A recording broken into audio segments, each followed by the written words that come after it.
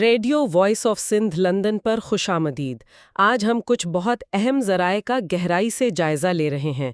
یہ ایک ایسا تجزیہ ہے جسے ڈائریکٹر نیوز سرویج اوڈھو نے تحقیق اور پیش کیا ہے۔ جی، ہمارے پاس الجزیرہ کی ایک رپورٹ ہے، پانی کے تنازعات پر کچھ تحقیقی مضامین ہیں اور ایک بہت اہم کانفرنس کے کچھ اقتباسات بھی۔ اور ان سب کو ملا کر ہم یہ سمجھنے کی کوشش کریں گے کہ پاکستان کے دریائے سندھ کے ڈیلٹا کا بحران صرف ماحولیاتی کیوں نہیں ہے، بلکہ اس کی سیاسی اور انسانی جہتیں کیا ہیں۔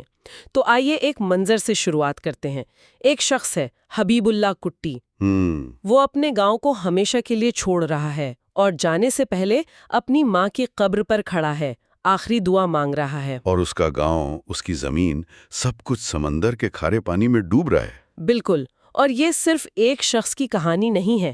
ہمارے ذرائع بتاتے ہیں کہ یہ سندھ کے ڈیلٹا میں بسنے والے لاکھوں لوگوں کی زندہ حقیقت ہے۔ اور آج ہم اسی بحران کی تہوں کو کھولنے کی کوشش کریں گے۔ یہ صرف سمندر کے آگے بڑھنے کی کہانی نہیں ہے اور ہماری اپنی تاریخ کے کچھ فیصلے ہیں جن کے اثرات اب سامنے آ رہے ہیں۔ جی بالکل۔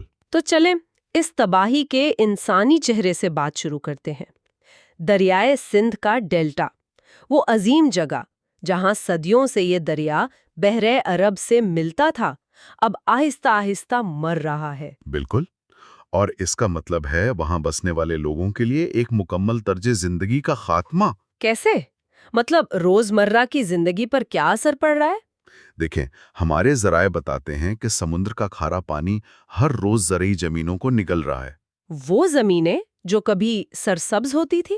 جی، جہاں چاول اور دوسری فصلیں لہلہاتی تھیں، اب وہ بنجر اور نمکین ہو چکی ہیں۔ اس کا سیدھا اثر وہاں کی آبادی پر پڑا ہے۔ آبادی کم ہو رہی ہے؟ بہت تیزی سے۔ مثال کے طور پر خاروچن ایک تاریخی قصبہ ہے۔ 1981 میں وہاں کوئی 27,000 لوگ رہتے تھے۔ اچھا۔ اور 2023 میں یہ تعداد کم ہو کر صرف 11,000 رہ گئی ہے۔ نصف سے بھی کم؟ یہ تو بہت بڑی تبدیلی ہے۔ یہ صرف اعداد و شمار نہیں ہے، یہ بکھرتے ہوئے خاندانوں کی کہانیاں ہیں، اجڑتے ہوئے گھروں کی کہانیاں ہیں۔ اور یہ جو لوگ جا رہے ہیں، یہ کہاں جا رہے ہیں؟ ان کا کیا بنتا ہے؟ یہی تو اس علمیے کا دوسرا پہلو ہے۔ ایک رپورٹ کے مطابق پچھلے 20 سالوں میں 12 لاکھ سے زیادہ لوگ 12 لاکھ؟ جی 12 لاکھ سے زیادہ لوگ بے گھر ہوئے ہیں سندھ کے ساحلی اضلاع سے۔ اور یہ سب شہروں کی طرف جا رہے ہیں؟ زیادہ تر ہاں، قریبی شہروں یا کچی آبادیوں کا رخ کرتے ہیں جہاں ان کے پاس نہ کوئی ہنر ہوتا ہے نہ وسائل۔ خاص طور پر خواتین کے لیے تو بہت مشکل ہوتا ہوگا۔ بالکل۔ ایک سماجی کارکن ہے فاطمہ مجید، ان کا ذکر ہے ہمارے ذرائع میں۔ وہ بتاتی ہیں کہ گاؤں میں خواتین جال بننے اور مچھلی پیک کرنے جیسے کاموں میں ماہر تھیں۔ یہ تو ان کا آبائی ہنر تھا۔ جی، نسلوں سے ان کے خون میں شامل تھا، لیکن شہروں کی سیمنٹ اور کنکریٹ کی دنیا میں اس ہنر کی کوئی قدر نہیں۔ تو وہ اپنی زمین کے ساتھ ساتھ اپنی شناخت بھی کھو دیتی ہیں، اپنا معاشی کردار بھی کھو دیتی ہیں۔ یہ تو بہت گہری بات ہے۔ یعنی یہ صرف ماحولیاتی نقل مکانی نہیں، یہ ثقافتی موت بھی ہے۔ اور اس سب کی جڑ دریا کے پانی کی کمی ہے۔ یہ کمی کتنی شدید ہے؟ یہ چونکا دینے والی حد تک شدید ہے۔ یوں سمجھیں کہ 1950 کی دہائی کے مقابلے میں آج ڈیلٹا تک پہنچنے والے پانی میں 80% کمی آ چکی ہے۔ 80%؟ جی 80%۔ اور اس کے نتیجے میں پانی میں نمکیات کا تناسب 1990 کے بعد سے 70% تک بڑھ گیا ہے۔ اس کا مطلب تو یہ ہوا کہ جھینگے اور کیکڑے جیسی چیزیں بھی ختم ہو گئی ہوں گی۔ ختم ہو کر رہ گئی ہیں، جو کبھی اس علاقے کی معیشت کی ریڑھ کی ہڈی تھیں۔ پورا ماحولیاتی نظام تباہی کے دہانے پر ہے۔ دریا کا بہاؤ اتنا کم کیوں ہو گیا ہے؟ کیا یہ صرف موسمیاتی تبدیلی ہے یا اس میں ہماری اپنی غلطیوں کا بھی دخل ہے؟ یہاں آ کر معاملہ بہت دلچسپ اور پیچیدہ ہو جاتا ہے۔ موسمیاتی تبدیلی تو ایک حقیقت ہے یقیناً، لیکن ہمارے ذرائع ایک اور بڑی وجہ کی طرف اشارہ کرتے ہیں۔ اور وہ کیا ہے؟ دریا کے ساتھ ہمارا رویہ۔ ایک ماہر ہیں ڈاکٹر دانش مصطفیٰ، وہ ایک بہت ہی اہم نقطہ اٹھاتے ہیں۔ وہ کہتے ہیں کہ آج سے صرف 150 سال پہلے تک، جب انگریزوں نے یہاں ڈیم اور بیراج نہیں بنائے تھے، بالکل اس وقت تک سیلاب کو ایک آفت نہیں بلکہ ایک نعمت سمجھا جاتا تھا۔ ایک منٹ، سیلاب ایک نعمت؟ یہ تو ایک بالکل مختلف سوچ ہے۔ مطلب جسے ہم آج قدرتی آفت کہتے ہیں، وہ پہلے زندگی کا ذریعہ تھا۔ عیناً، سیلاب اپنے ساتھ پہاڑوں سے زرخیز مٹی لاتا تھا۔ وہ مٹی ڈیلٹا کی زمینوں پر پھیل جاتی تھی، انہیں قدرتی کھاد ملتی تھی، لوگ اس کا جشن مناتے تھے۔ تو پھر ہم نے غلطی کہاں کی؟ ڈاکٹر مصطفیٰ کے مطابق ہم نے ایک قدرتی نظام کو، جس نے ہزاروں سال میں اس خطے کو بنایا، انجینئرنگ کے ذریعے کنٹرول کرنے کی کوشش کی، اور اس کوشش میں اسے ایک خطرہ بنا دیا۔ ہم نے دریا کو ایک پائپ لائن سمجھ لیا۔ بالکل، جس کا واحد مقصد ہمارے حساب سے کھیتوں تک پانی پہنچانا ہے، اور اب ہم اسی سوچ کی قیمت ادا کر رہے ہیں۔ اور شاید اسی سوچ کی وجہ سے آج نئے تنازعات بھی کھڑے ہو رہے ہیں، جیسے ہمارے ذرائع گرین پاکستان انیشیٹو کے چولستان کینال پروجیکٹ کا ذکر کرتے ہیں۔ یہ کیا منصوبہ ہے؟ یہ ایک بہت بڑا منصوبہ ہے۔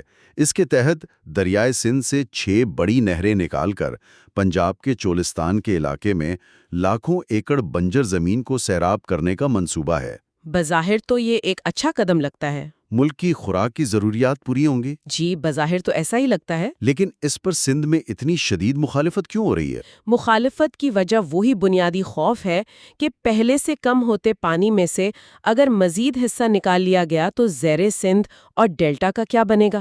اور کیا یہ کسی معاہدے کی خلاف ورزی بھی ہے؟ ناقدین کا یہی کہنا ہے کہ یہ 1991 کے پانی کی تقسیم کے معاہدے کی صریح خلاف ورزی ہے۔ اس معاہدے کے تحت ایسے کسی بھی نئے بڑے منصوبے کے لیے تمام صوبوں کی رضامندی ضروری ہے۔ اچھا۔ اور یہ کوئی پہلا تنازع نہیں ہے۔ حال ہی میں ایک اور تنازع کھڑا ہوا جب پانی کی شدید کمی کے دوران ٹونسا پنجند یعنی ٹی پی لنک کینال کو کھول دیا گیا۔ ایک منٹ، یہاں یہ لنک کینال کیا چیز ہے؟ یہ عام نہر سے کیسے مختلف ہے؟ بہت اچھا سوال ہے۔ دیکھیے، لنک کینال کا بنیادی مقصد ایک دریا کے پانی کو دوسرے دریا کے علاقے میں منتقل کرنا ہوتا ہے۔ ٹی پی لنک کینال دریائے سندھ کے پانی کو چناب اور جہلم کے کمانڈ ایریا میں لے جاتی ہے۔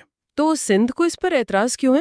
سندھ کا موقف یہ ہے کہ جب دریائے سندھ میں خود پینے کے لیے پانی کی کمی ہو، کوٹھی بیراج سے نیچے بہاؤ نہ ہونے کے برابر ہو، تو اس کا پانی دوسرے صوبے کے ان علاقوں میں منتقل کرنا جہاں پہلے ہی 2 دریا موجود ہیں۔ یہ 1991 کے معاہدے کی روح کے خلاف ہے۔ بالکل، سندھ حکومت نے تو اس عمل کو سندھ کے زخموں پر نمک چھڑکنے کے مترادف قرار دیا۔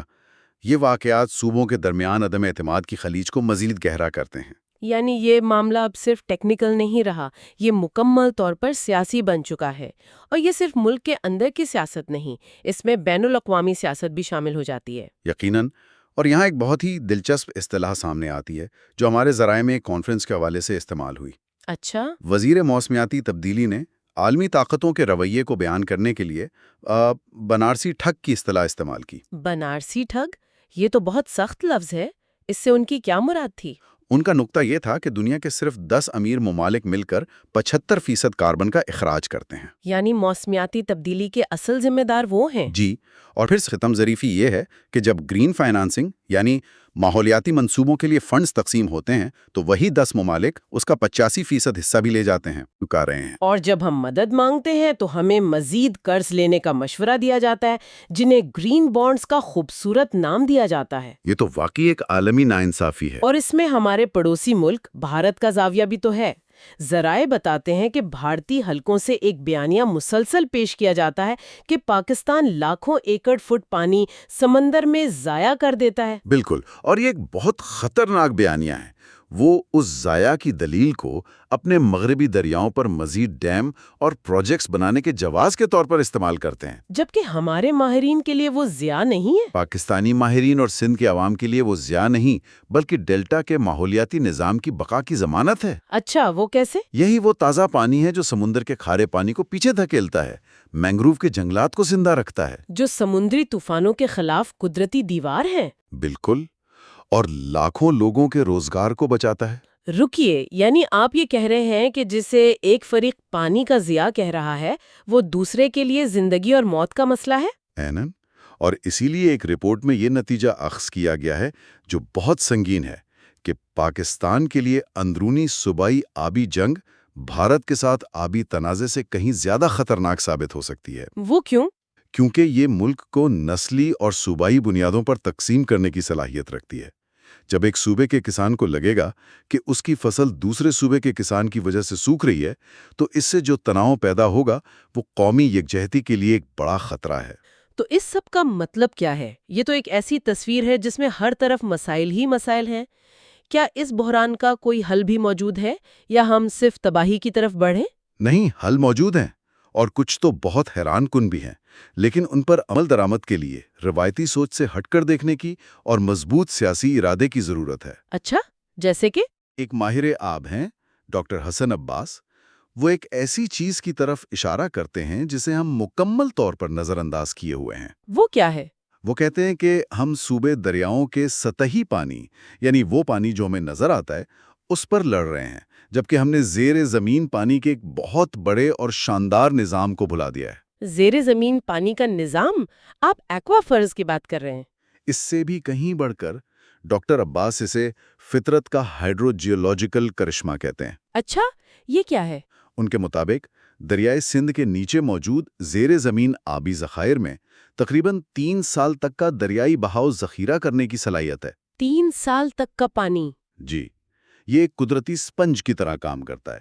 جب سیلاب آتا ہے تو یہ اضافی پانی کو اپنے اندر جذب کر لیتا ہے اور خشک سالی میں وہی پانی آہستہ آہستہ واپس سسٹم میں چھوڑتا ہے۔ یعنی فطرت نے ہمیں پہلے ہی ایک بہت بڑا زیر زمین ڈیم مفت میں دیا ہوا ہے؟ بالکل، اور ہم اربوں ڈالر خرچ کر کے سطح پر ڈیم بنا رہے ہیں۔ یہ تو واقعی پوری سوچ کو بدل دینے والی بات ہے۔ تو اگر یہ اتنا شاندار نظام ہے تو ہم اسے استعمال کیوں نہیں کر رہے؟ کیونکہ ہماری پوری واٹر گورننس کی سوچ اوپر سے نیچے کی طرف ہے، بڑے ڈیموں اور نہروں پر مرکوز ہے۔ اس نظام کو سمجھنے کے لیے مقامی سطح پر منصوبہ بندی، سائنٹیفک تحقیق اور کمیونٹی کی شمولیت کی ضرورت ہے۔ اور اس کے علاوہ کوئی اور حل ہے؟ جی، اور بھی ہیں۔ مثال کے طور پر 1991 کے معاہدے پر نظر ثانی کی جائے۔ اس معاہدے میں پانی کی زیادتی کو تقسیم کرنے کا فارمولا تو ہے، لیکن پانی کی کمی کو کیسے بانٹا جائے اس پر یہ واضح نہیں ہے۔ اور اب زیادہ تر وقت کمی ہی ہوتی ہے۔ بالکل۔ پھر پانی کی بچت والی ٹیکنالوجیز ہیں، جیسے ڈرپ اریگیشن۔ قطرہ قطرہ آب پاشی۔ جی، اسے بڑے پیمانے پر فروغ دینا ضروری ہے، اور ہمیں اپنی فصلوں کے پیٹرن پر بھی نظر ثانی کرنی ہوگی۔ کیا ہمیں ان علاقوں میں گنے اور چاول جیسی فصلیں اگانی چاہیے جہاں پانی کی شدید کمی ہے؟ یہ مشکل سیاسی فیصلے ہیں۔ بہت مشکل۔ لیکن سب سے بڑا چیلنج جو تمام ذرائع میں مشترک ہے وہ گورننس کا ہے۔ مطلب؟ جب تک بااثر افراد دریا کے راستوں پر غیر قانونی تعمیرات کرتے رہیں گے، جب تک پانی کی چوری کو روکا نہیں جائے گا، اور جب تک قوانین پر سختی سے عمل نہیں ہوگا، کوئی بھی تکنیکی حل کامیاب نہیں ہو سکتا۔ تو اگر میں آج کی گفتگو کا خلاصہ کروں تو دریائے سندھ کا بحران صرف پانی کی کمی یا موسمیاتی تبدیلی نہیں ہے، یہ ایک پیچیدہ جال ہے جی، جس میں 150 سال پرانی انجینئرنگ کی سوچ، صوبوں کے درمیان گہرا ہوتا عدم اعتماد، عالمی سطح پر موسمیاتی ناانصافی اور ناقص گورننس، یہ سب دھاگے ایک دوسرے میں الجھے ہوئے ہیں۔ بالکل۔ اور یہ سب ہمیں واپس حبیب اللہ کٹی جیسے لوگوں تک لے آتا ہے۔ ان کے لیے یہ سب سیاسی اور تکنیکی بحثیں کوئی معنی نہیں رکھتی۔ ان کے لیے حقیقت صرف اتنی ہے کہ سمندر ان کے گھروں کو نگل رہا ہے، اور ان کا مستقبل تاریک ہے۔ اور یہ ہمیں ایک بنیادی سوال پر چھوڑ جاتا ہے۔ ایک دریا جو سمندر تک نہیں پہنچتا وہ ایک مرتا ہوا دریا ہے، لیکن جب کسی ملک کا سب سے اہم اور متحد کرنے والا وسیلہ اس کا دریا ہی اس کی تقسیم کا سب سے بڑا ذریعہ بن جائے تو یہ اس ملک کے مستقبل کے بارے میں کیا کہتا ہے؟ یہی وہ نقطہ ہے جو اس پورے بحران کو صرف ماحولیاتی یا معاشی مسئلے سے بڑھ کر ایک وجودی سوال بنا دیتا ہے۔ اس بحث پر اپنی رائے ہمیں ضرور بھیجیں۔ آپ اپنی آراء ہمیں info@radiovoiceofsindh.com پر ای میل کر سکتے ہیں۔